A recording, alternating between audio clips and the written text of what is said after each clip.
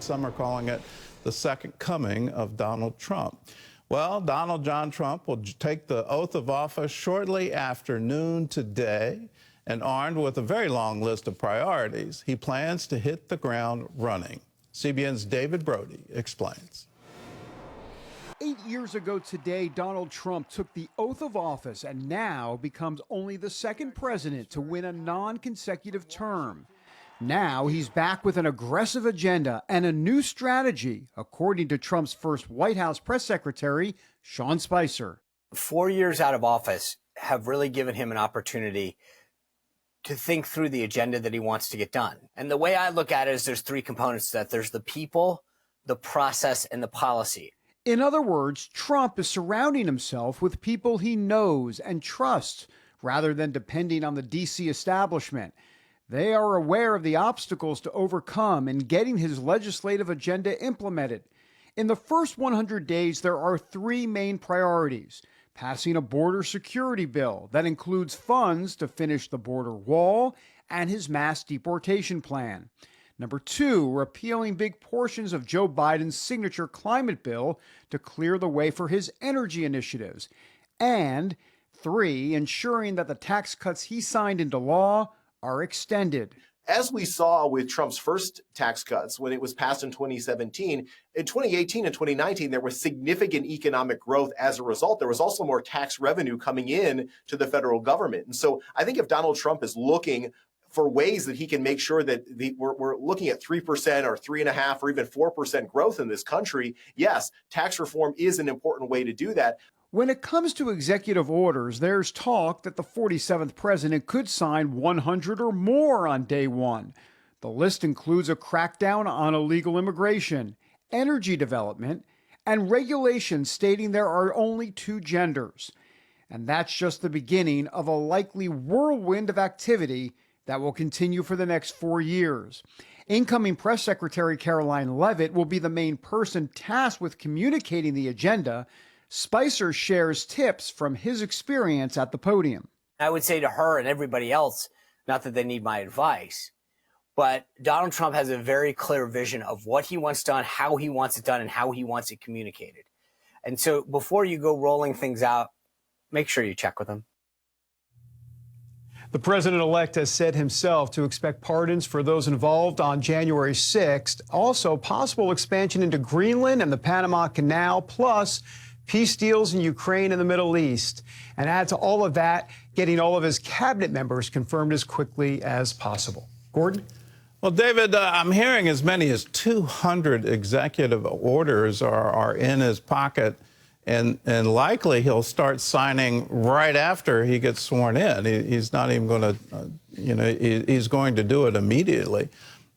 Is that the right number? I mean, you said 100, but I'm hearing double that number. Is that what we should expect? Well, on Sunday evening, President Trump said about 100 or so. I guess we'll see what the or so portion of this will be, but at least 100. Could it rival 200? Possibly. And we're looking at all different things, Gordon. Obviously, immigration, energy, gender, ideology, all of that. And we can get into the specifics of all of that. But on immigration, he's going to declare an emergency at the border. And what does that mean exactly? Why would he do that? Because he needs funds to carry out the mass deportation that he wants to do across the country. And the way when you create a national emergency on X topic, you can move funds around more easily. That'll be part of it. Remember, the continuing resolution that is in place right now expires in March. So there's only a certain amount of money you can use right now until March, and they figure that out. That's why he needs more money to get this done. Well, I remember when President Bush declared an emergency in New Orleans, it meant the Third Army got deployed. Are we looking at our armed forces, more than just National Guard, but our armed forces being deployed on the border? Well, just to be clear, there's been a lot of confusion about that. There's no expectation that the military is going to be used from an armed perspective to take care of anything going on the ground. It would be more, like you said, National Guard, potentially some military, but once again, nothing like you would see, like commandos moving in or anything like that. That's not the point. It's just more boots on the ground, if you will, just to make sure that there's peaceful process going on. But look, the mass deportations, Gordon, are expected to start tomorrow in Chicago, Tuesday morning, Chicago and other cities across this country.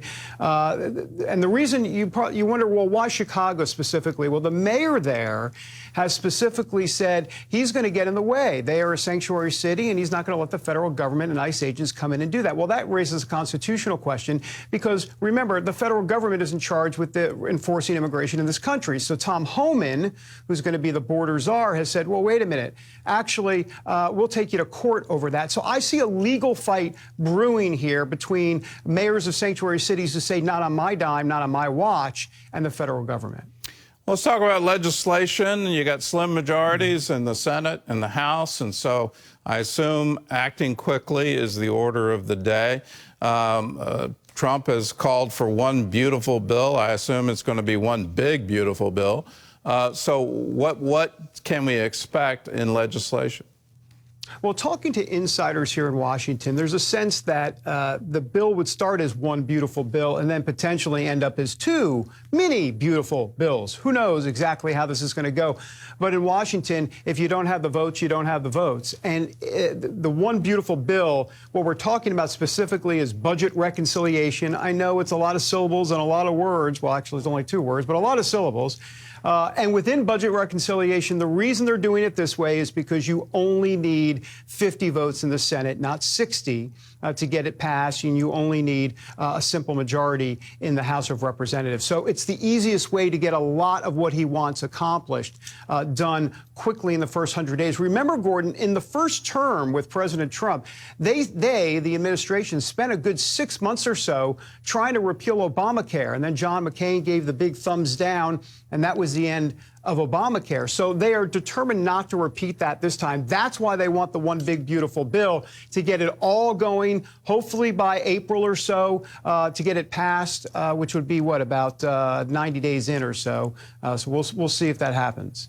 Let's talk about some pardons. I think Biden surprised a lot of people with just the sheer number, but to add to it, just today, Fauci, everyone involved in the impeachment committees, it just seems to be a pretty long list. What's Trump going to do with that?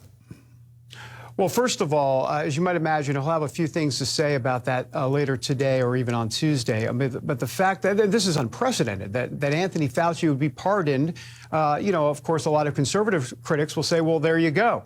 It's what we've been saying all along, that he's guilty of quite a few crimes, and let's start listing them here. And that's why he had to pardon Fauci. Of course, the Biden administration will say something completely different. But this is not just Anthony Fauci. It's Mark Milley. It's everyone on the January 6th committee. That includes Liz Cheney. So, look, I mean, this was somewhat expected by President Biden, but it is unprecedented. And having said that about pardons, the controversy will turn to January 6th and what he does specifically regarding pardoning folks that were involved in January 6th. President Trump's been very clear. He is going to do that on his first day in office. He's going to pardon folks from January 6th. The question is, to what extent? Will it be all of them? Will it be just the nonviolent offenders? I know specifically from the intel that I've received that it's definitely going to be the nonviolent offenders. The question then just becomes, what about some of those violent offenders? And this is the problem for President Trump, because there's a lot of folks in MAGA that want everybody, even the violent offenders, pardoned. But I'm not quite sure that's going to happen, and that might, how do we say it, tick off a few in the MAGA set. Well, it already has, from the chatter I'm looking at. They're already up in arms, if I can use that phrase, about that very issue. Speaking of up in arms, some of the nominees for the administration have raised controversy. Are we looking at just sort of that being railroaded through? You've got the majority and just say, okay, we've had the hearing, here's the gavel. and now let's vote. Is that going to be the end result here? Ultimately, the answer is yes. There is one caveat there. Keep your eye on Tulsi Gabbard. She's the one that may not get through as DNI chief. There's a lot of concern about some of her views on foreign surveillance and intelligence and Section 720 and a few other things as well. So there's a little concern about her for sure.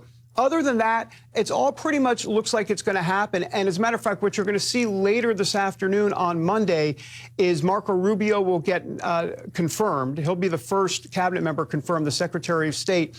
And then after that, today as well, you will see Pete Hegseth and many others voted out of committee and then onto the floor. So Kristi Noem, Pete Hegseth, John Ratcliffe, the head of DNI, or I'm sorry, did I say DNI? CIA. I get them all confused. So much alphabet soup in Washington.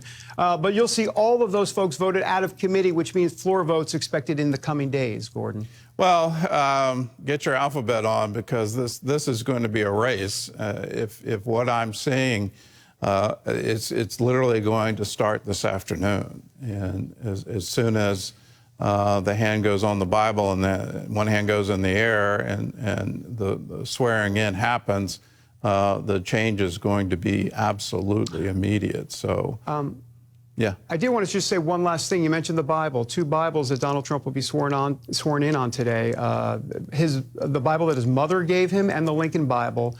So a double Bible swearing in ceremony today for Donald Trump. Yeah. He's already making history. In all the turmoil there is in the world today, there is a source of absolute truth that will guide you. Transform your life through God's Word, CBN's newest study guide. You'll also receive insightful teaching from Gordon Robertson, plus access to Regent University's online course. You'll have all the information you need to guide your life. Get Transform Your Life through God's Word. Available now.